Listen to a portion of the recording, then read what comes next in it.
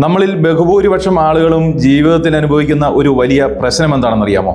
അതുമല്ലെങ്കിൽ നമ്മളിൽ ബഹുഭൂരിപക്ഷം ആളുകളും ജീവിക്കുന്നത് എന്തിനാണെന്നറിയാമോ?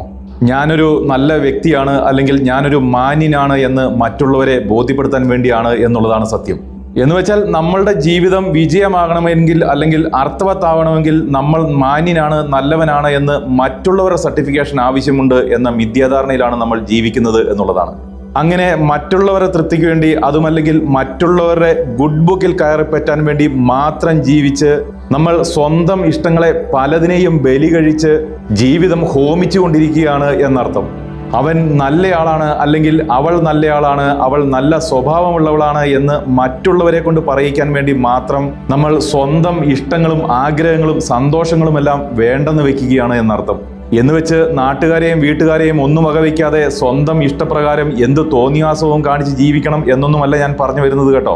മറിച്ച് മറ്റുള്ളവരെ കൊണ്ട് നല്ലത് പറയിക്കൽ മാത്രമാണ് ജീവിതം എന്ന് തെറ്റിദ്ധരിച്ച് സ്വയം ജീവിക്കാൻ മറന്നു പോകരുത് എന്ന് മാത്രമേ ഉള്ളൂ. ഇനിയിപ്പോൾ നമ്മൾ ഇത്തരത്തിലായിപ്പോയതിൻ്റെ കാരണം എന്താണെന്നറിയാമോ? നമ്മൾ മിക്ക ആളുകളും വളർന്നു വന്നത് ഒരു ചിന്താഗതിയിലൂടെയാണ് എന്നുള്ളതാണ്. എന്നുവെച്ചാൽ ഞാനൊരു നല്ല മനുഷ്യനാണെങ്കിൽ എല്ലാവരും എന്നെ അംഗീകരിക്കുകയും സ്നേഹിക്കുകയും ചെയ്യും, എല്ലായിടത്തും എനിക്ക് സ്ഥാനം കിട്ടും എന്നൊക്കെയുള്ള വിശ്വാസം അടിച്ചേൽപ്പിക്കപ്പെട്ടാണ് നമ്മളൊക്കെ വളർന്നു വന്നത് എന്നുള്ളതാണ്.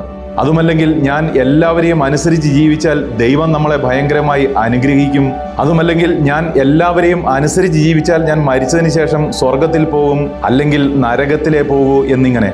എന്നാൽ കുറച്ചു കാലം ഈ ഭൂമിയിൽ യഥാർത്ഥ തിരിച്ചറിവോടുകൂടി ജീവിച്ച് ജീവിതത്തിന്റെ റിയാലിറ്റിയൊക്കെ മനസ്സിലാക്കി നമ്മൾ സ്വയം ചുറ്റും നോക്കി കഴിയുമ്പോൾ നമുക്ക് മനസ്സിലാകും അങ്ങനെയൊന്നുമല്ല കാര്യങ്ങളെന്ന്.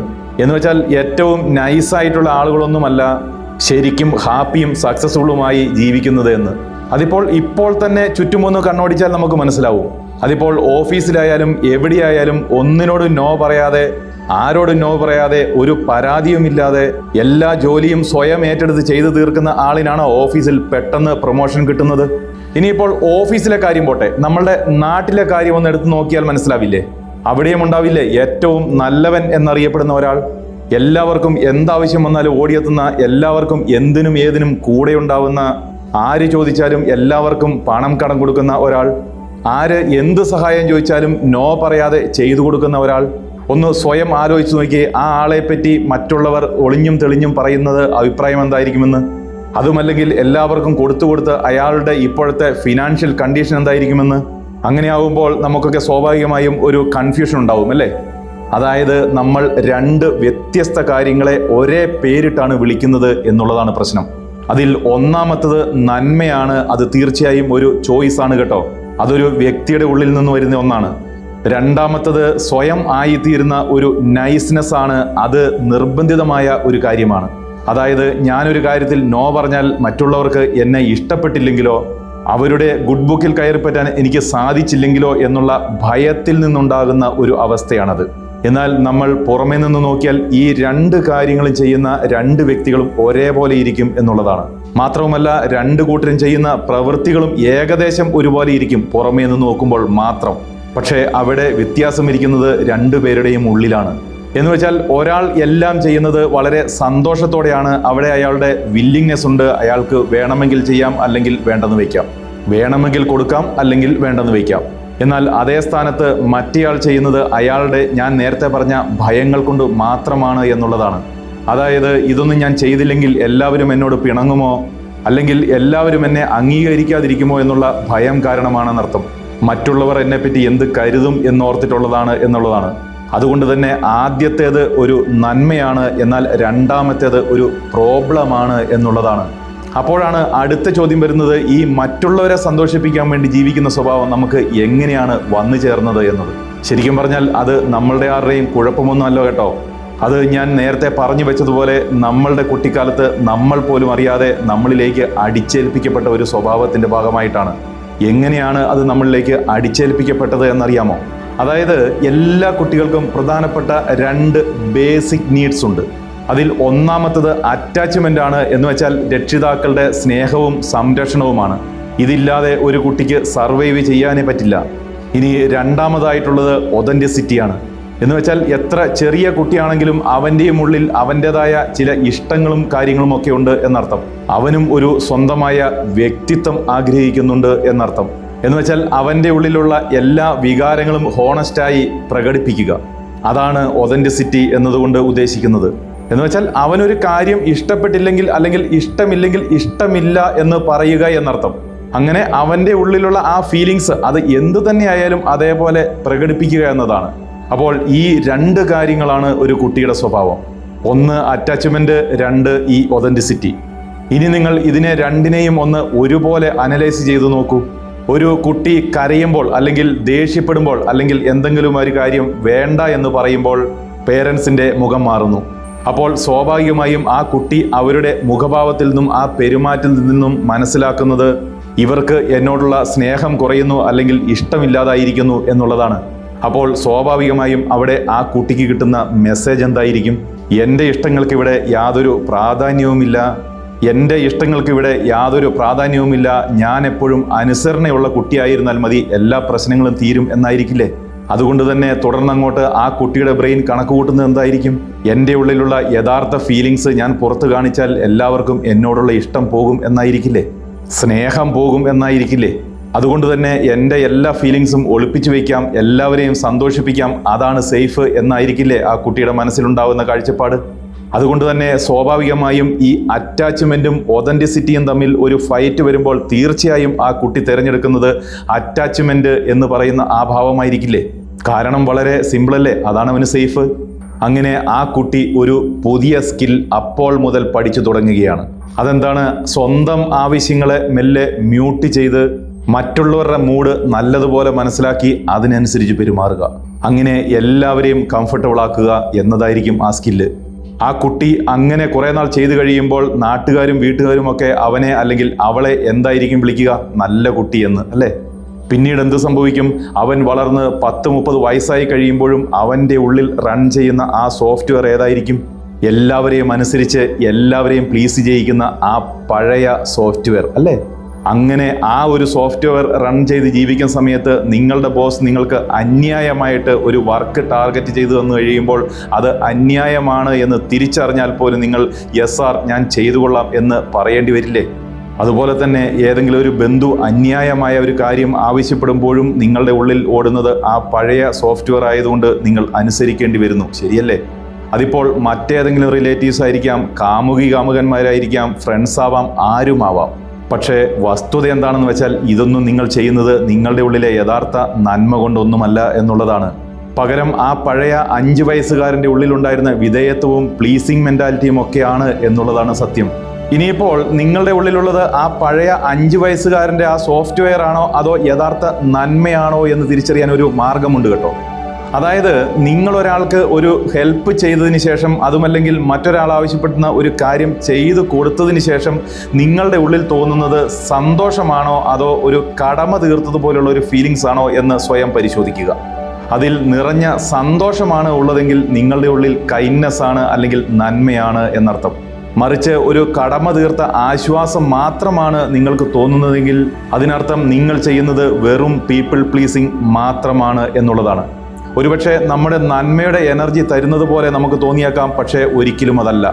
മറിച്ച് പീപ്പിൾ പ്ലീസിങ് എന്ന് പറയുന്നത് നമ്മളുടെ എനർജിയെ ഊറ്റിയെടുക്കുന്ന ഒരു കാര്യമാണ്. ഇത്തരത്തിൽ ഒന്നിനും നോ പറയാൻ കഴിയാതെ തൻ്റെ ഉള്ളിലുള്ള യാതൊരു വികാരങ്ങൾക്കും യാതൊരു പ്രാധാന്യവും കൊടുക്കാതെ മറ്റുള്ളവരെ സന്തോഷിപ്പിക്കാൻ വേണ്ടി മാത്രം ജീവിക്കുന്ന ആളുകളുടെ ശരീരത്തിൽ എത്ര ഗുരുതരമായ പ്രശ്നങ്ങൾ സംഭവിക്കുന്നുണ്ട് എന്നറിയാമോ?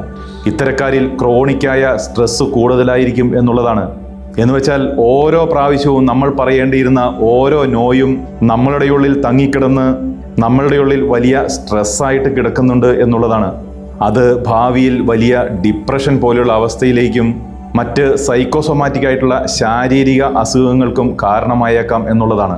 ഇനി ഇത് ഒരു പൊതുവേ ഉള്ള കാര്യമായാലും പ്രത്യേകിച്ച് നമ്മളുടെ കേരളത്തിലെ ആളുകളുടെ കാര്യം എടുത്തൊന്ന് പരിശോധിച്ച് നോക്കിയാലോ? കേരളത്തിലെ ജനങ്ങൾക്ക് ഈ പ്രശ്നത്തിൻ്റെ ഒരു കൂടിയ വെർഷൻ കൂടി ഉണ്ട് എന്നുള്ളതാണ്. അതിൻ്റെ കാരണം എന്താണെന്നറിയാമോ? നമ്മുടെ സംസ്കാരത്തിൽ ശരിക്കും പറഞ്ഞാൽ ഈ നല്ലവനാകുക എന്ന് പറയുന്നത് ഒരു ഫുൾ ടൈം ജോബ് തന്നെയാണ് എന്നുള്ളതാണ്. നമ്മൾ അമിതമായ സംസ്കാര ഭയമുള്ളവരും പകൽമാന്യൻ്റെ കുപ്പായമിടാൻ ഇഷ്ടപ്പെടുന്നവരും പ്രതിച്ഛായ ഭയമുള്ളവരുമാണെന്നർത്ഥം. അതിനുദാഹരണം നമ്മൾ ചില മലയാളം സിനിമകളുടെ പ്രമേയം എടുത്ത് പരിശോധിച്ചാൽ തന്നെ നമുക്ക് മനസ്സിലാവും. എവിടെയും ഉണ്ടാവും ഒരു സർവ്വത്യാഗിയായ ഒരു നന്മ മരം. ഉദാഹരണം പറഞ്ഞാൽ സർവ്വത്യാഗിയായ ഒരച്ഛൻ അല്ലെങ്കിൽ സർവ്വത്യാഗിയായ ഒരു ഏട്ടൻ. സ്വന്തം ജീവിതം മാറ്റിവെച്ച് പെങ്ങന്മാരെയെല്ലാം കെട്ടിച്ചു വിട്ട് അനിയന്മാരെയൊക്കെ പഠിപ്പിച്ച് നിൽക്കുന്ന ഒരു ഏട്ടൻ. അവസാനം ഒറ്റയ്ക്കായി പോകുന്ന ഒരു ഏട്ടൻ. മിക്കവാറും സിനിമകളിലൊക്കെ ഇല്ലേ ഇതുപോലെ ഒരു കഥാപാത്രം?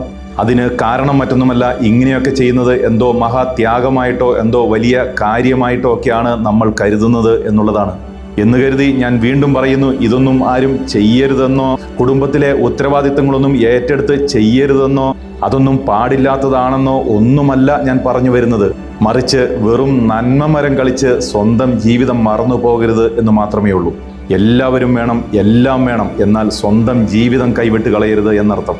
ഇത്തരത്തിലുള്ള വിവരക്കേടുകൾ കൊണ്ടു നടക്കുന്ന ഒരുപാട് ആളുകൾ ഇന്നത്തെ കാലത്ത് പോലും നമ്മൾക്കിടയിൽ ഉണ്ടെന്നുള്ളതാണ് വസ്തുത. അത്തരത്തിൽ ജീവിതത്തിൽ അവസാനം ഒന്നുമില്ലാതെ ആരുമില്ലാതെ ഒറ്റപ്പെട്ടു പോയ ഒരുപാട് ആളുകൾ ആശ്വാസം തേടി എൻ്റെ അടുത്ത് വരുന്നതിൻ്റെ ഒരു എക്സ്പീരിയൻസ് വെച്ച് കൂടിയാണ് ഞാനിത് പറയുന്നത്. എന്നാൽ ഇത്തരത്തിലുള്ള സിനിമകളിലും ഷോർട്ട് ഫിലിമുകളും ഒക്കെ കാണുന്ന മറ്റൊരു കാര്യം എന്താണെന്നറിയാമോ? ആ സിനിമയുടെയോ അല്ലെങ്കിൽ ആ ഷോർട്ട് ഫിലിമിൻ്റെയൊക്കെ അവസാനത്തിൽ ക്ലൈമാക്സിൽ ആ വ്യക്തിയെ ഉപേക്ഷിച്ചിട്ട് പോയ മകളോ ആങ്ങളെയോ പെങ്ങളോ അനിയനോ ചേട്ടനോ അച്ഛനോ ആരായാലും അവരൊക്കെ അയാളുടെ ത്യാഗത്തിൻ്റെ വില മനസ്സാക്കി തിരിച്ചു വരുന്നതായിരിക്കും കാണിക്കുന്നുണ്ടാവുക. അത്തരത്തിൽ ആ ത്യാഗം ചെയ്ത ആളുടെ ത്യാഗത്തിൻ്റെ വില മനസ്സിലാക്കി എല്ലാവരും അയാളിലേക്ക് തിരിച്ചു വരുന്ന ഒരു പ്രമേയം ക്ലൈമാക്സ് ആയി കൊണ്ടുവരുമ്പോൾ അവിടെയും കൊടുക്കുന്ന ഒരു മെസ്സേജ് എന്താണെന്നറിയാമോ? അവിടെയും സംഭവിക്കുന്നത് എന്താണെന്നറിയാമോ? വീണ്ടും അത്തരത്തിലുള്ള സ്വഭാവക്കാർ മഹത്വവൽക്കരിക്കപ്പെടുന്നു എന്നുള്ളതാണ്.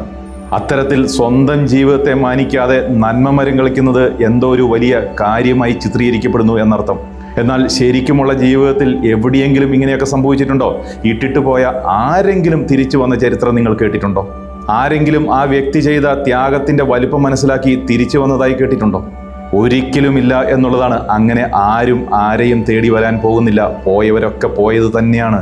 കേട്ടിട്ടില്ലേ, കൊടുക്കുന്നവനെന്നും കൊടുത്തുകൊണ്ടേയിരിക്കുമെന്ന്? അതുകൊണ്ട് തന്നെ ആരോടും നോ പറയാൻ കഴിയാതെ എല്ലാവരുടെയും എല്ലാ റെസ്പോൺസിബിലിറ്റീസും ഏറ്റെടുത്ത് എല്ലാ കഷ്ടപ്പാടുകളും ഏറ്റെടുത്ത് ചെയ്തുകൊണ്ടിരിക്കുന്ന ആളുകൾ തീർച്ചയായിട്ടും ഇവരിൽ നിന്നൊക്കെ എന്തെങ്കിലുമൊക്കെ തിരിച്ച് പ്രതീക്ഷിക്കുന്നുണ്ടാവും എന്നുള്ളതാണ്. പക്ഷേ ഒന്നോർത്തോളൂ, ചെയ്യുന്നത് മാത്രമേ ഉണ്ടാവൂ, ഒന്നും തിരിച്ചു കിട്ടാൻ പോകുന്നില്ല. അതുകൊണ്ട് തന്നെ ഒരു കാര്യം വീണ്ടും മനസ്സിലാക്കിക്കോ, ഈ നല്ലവൻ എന്ന പേര് കേൾക്കാൻ വേണ്ടി മാത്രം ഒന്നും നഷ്ടപ്പെടുത്തി കളയരുത്. നമ്മൾ ശരിക്കും നമ്മൾക്ക് പറ്റാത്ത ഒരു കാര്യം ഏറ്റെടുത്ത് ചെയ്യുമ്പോൾ ശരിക്കും ആ കാര്യം ചെയ്തു കൊടുക്കുന്ന ആളെയല്ല പ്രൊട്ടക്റ്റ് ചെയ്യുന്നത്, മറിച്ച് നമ്മളുടെ ഇമേജിനെ മാത്രമാണ് നമ്മൾ പ്രൊട്ടക്റ്റ് ചെയ്യുന്നത് എന്നുള്ളതാണ്. ഞാൻ നല്ലവനാണ് അല്ലെങ്കിൽ സർവ്വ പരിത്യാഗിയാണ് എന്ന ആ ഇമേജിനെയാണ് പ്രൊട്ടക്റ്റ് ചെയ്യുന്നത്. എന്ന് വെച്ചാൽ നമ്മളുടെ ഇമേജിനെ പ്രൊട്ടക്റ്റ് ചെയ്യാൻ നമ്മളെടുക്കുന്ന വെറും സെൽഫിഷായ ഒരു തീരുമാനം മാത്രമാണ് അത് എന്നുള്ളതാണ്. അതിൽ വലിയ നന്മയൊന്നും കാണേണ്ടതില്ല. അതുകൊണ്ട് ഞാൻ വീണ്ടും പറയുന്നു, താൻ ചത്ത് മീൻ പിടിക്കാതിരിക്കുക. താൻ സ്വയം മരിച്ച് മീൻ പിടിച്ചിട്ട് എന്താണ് കാര്യം? ആ മീൻ ആര് കഴിക്കും? അതുകൊണ്ട് എന്താണ് പ്രയോജനം? അതുകൊണ്ട് ഓർമ്മിക്കുക, എപ്പോഴും നിങ്ങൾക്ക് മാത്രമായിരിക്കണം പ്രയോറിറ്റി. നിങ്ങളുടെ ജീവിതമാണ് ഇമ്പോർട്ടൻ്റ്. മറ്റെല്ലാം ആപേക്ഷികമാണ്. നോ പറയേണ്ടടുത്ത് നോ പറയണം. എല്ലാവരെയും സന്തോഷിപ്പിക്കാൻ വേണ്ടി ജീവിതം സ്വയം ബലി കൊടുക്കരുത്. നന്മ മരം എന്ന് പറയുന്നത് വെറും സിനിമയിൽ മാത്രം കാണാൻ സുഖമുള്ള ഒരു ഏർപ്പാടാണ്. എല്ലാവരും വേണം, എല്ലാവരെയും വേണം, എല്ലാവരെയും ആവുന്നത് പോലെ സഹായിക്കണം. പക്ഷേ വെറും നല്ലവൻ എന്ന പേര് കേൾപ്പിക്കാൻ വേണ്ടി മാത്രം സ്വയം ജീവിതത്തിൽ സ്വന്തം സന്തോഷങ്ങളും സ്വന്തം കാര്യങ്ങളും വേണ്ടെന്ന് വെക്കരുത് എന്ന് മാത്രമാണുള്ളത്. മറ്റുള്ളവരുടെ ഗുഡ് ബുക്കിൽ കയറിപ്പറ്റാൻ വേണ്ടി, മറ്റുള്ളവരെ സന്തോഷിപ്പിക്കാൻ വേണ്ടി മാത്രം ജീവിക്കരുത് എന്നർത്ഥം. അതുകൊണ്ട് തന്നെ ജീവിതത്തിൽ സ്വന്തം സുഖങ്ങളും സന്തോഷങ്ങളും കണ്ടെത്താൻ എല്ലാവർക്കും കഴിയട്ടെ എന്ന് ആശംസിക്കുന്നു. അതുപോലെ തന്നെ നമ്മളുടെ ഈ ചാനലിൻ്റെ കൂട്ടായ്മയായ മൈൻഡ് മാജിക് കമ്മ്യൂണിറ്റി എന്ന വാട്സാപ്പ് ഗ്രൂപ്പിലേക്ക് ഒരിക്കൽ കൂടി എല്ലാവരെയും സ്വാഗതം ചെയ്യുകയാണ്. നമ്മളുടെ വിവിധങ്ങളായ ഓൺലൈനായും ഓഫ്ലൈനായും ഒക്കെയുള്ള വിവിധ പ്രോഗ്രാമുകളെ പറ്റി, ഫ്രീ ആയിട്ടും പെയ്ഡായിട്ടും ഒക്കെയുള്ള വിവിധ പ്രോഗ്രാമുകളെ പറ്റിയൊക്കെയുള്ള അനൗൺസ്മെൻറ്റ് നടത്തുന്നത് ആ ഗ്രൂപ്പിലൂടെയായിരിക്കും. എല്ലാ കാര്യങ്ങളും അറിയിക്കുന്നത് ആ ഗ്രൂപ്പിലായിരിക്കും. താല്പര്യമുള്ളവർ ഈ വീഡിയോയുടെ ഡിസ്ക്രിപ്ഷൻ ബോക്സിലും അതുപോലെ തന്നെ കമൻറ്റ് ബോക്സിലും പിൻ ചെയ്ത് വെച്ചിട്ടുള്ള ആ ഗ്രൂപ്പിൻ്റെ ലിങ്കിൽ ടച്ച് ചെയ്ത് ആ ഗ്രൂപ്പിൽ അംഗമാകാൻ ശ്രമിക്കുക. അപ്പോൾ ഈ വീഡിയോ നിങ്ങൾക്ക് ഇഷ്ടമായി എന്ന് വിചാരിക്കുന്നു. ഇഷ്ടപ്പെട്ടെങ്കിൽ തീർച്ചയായും ലൈക്ക് ചെയ്യുക. അതുപോലെ തന്നെ ഈ വീഡിയോയെ പറ്റിയുള്ള അഭിപ്രായങ്ങൾ തീർച്ചയായും കമൻറ്റ് ബോക്സിൽ രേഖപ്പെടുത്തുക. ഈ വീഡിയോ നിങ്ങൾ കാണുന്നത് ഈ ചാനൽ സബ്സ്ക്രൈബ് ചെയ്യാതെയാണെങ്കിൽ ദയവ് ചെയ്ത് ചാനൽ സബ്സ്ക്രൈബ് ചെയ്യുക. അപ്പോൾ മറ്റൊരു വീഡിയോയുമായി തൊട്ടടുത്ത ദിവസം കാണും വരെ നന്ദി, നമസ്കാരം.